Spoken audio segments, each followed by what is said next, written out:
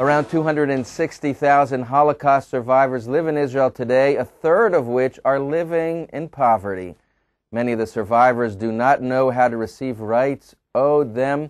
An organization was founded in 2007 in order to grant them the professional knowledge and guidance necessary to enable them to live in dignity. There still are many Holocaust survivors living among us today, but it turns out that many of them aren't aware of their rights. Today there are around 250,000 survivors still alive in Israel. From our experience, 1 out of 3 survivors are actually not getting what they're entitled to. We're talking about monthly compensations or other benefits that are available. Today there are around 15 different programs available for Holocaust survivors to get the help. And most of the survivors are not aware of all the programs. Not only the survivors, but also the social workers and the families of the survivors are not aware of these programs. And in many cases it means that the survivors are still living in very bad conditions when they're actually able to get thousands of shekels every month. For 16 years, social worker Aviv Zilberman helped Holocaust survivors as a volunteer at an old-age home. Aviva speaks German, and her experience with the survivors brought her, together with her husband, to establish a non-for-profit organization. And almost 2 years ago, I told my wife that it's enough working the way she's working, and now we have to spread the Torah and go out and teach the social workers and the families and the survivors themselves what they're entitled to. During the years, my wife was working with the Holocaust survivors on a one-by-one new way of going. She met thousands of survivors, but it's still not as effective as going out and teaching other people. In 2008, we have trained around 1,500 people with the rights, and now they go out and help survivors. The group is funded on private donations and does not expect government support in the near future. We help survivors to get much more money from the government. It's not always in the government's interest to support organizations like this.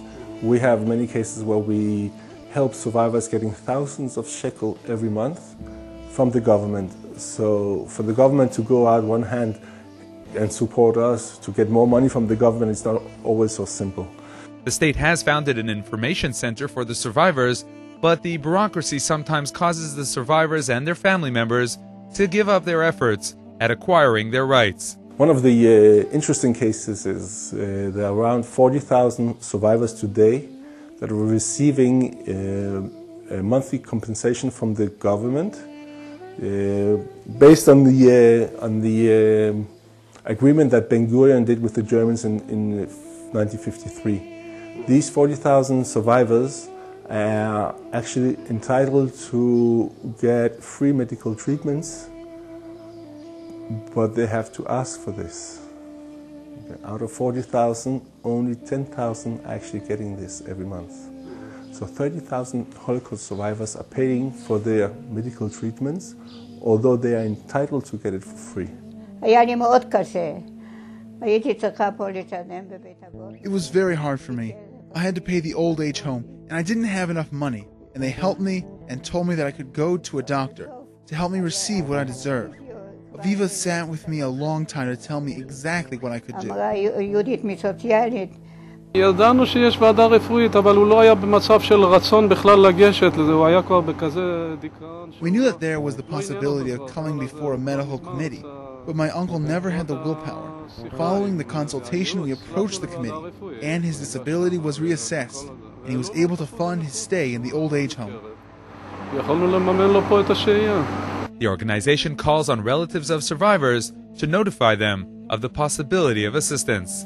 We can only help the 10,000 of survivors that are today entitled to get more than they're getting today. We can only help them with your help.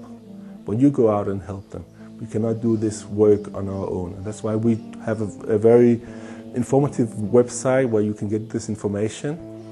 Go out to the people.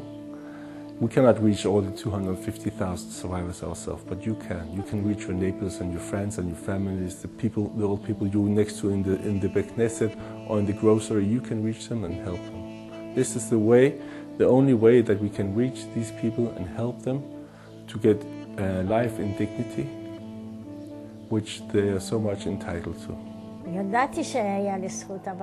I knew I had rights, but every door was closed in my face. They sent me from one place to another. Thanks to the organization, I succeeded and I can get my own pension.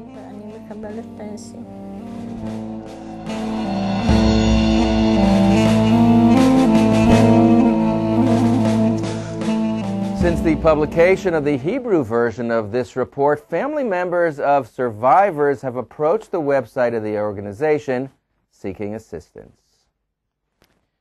That wraps up today's newscast. Join us again tomorrow for another edition. Until then, from all of us here at Arutz Sheva Israel National News, this is Elliot Coe. Shalom and God bless.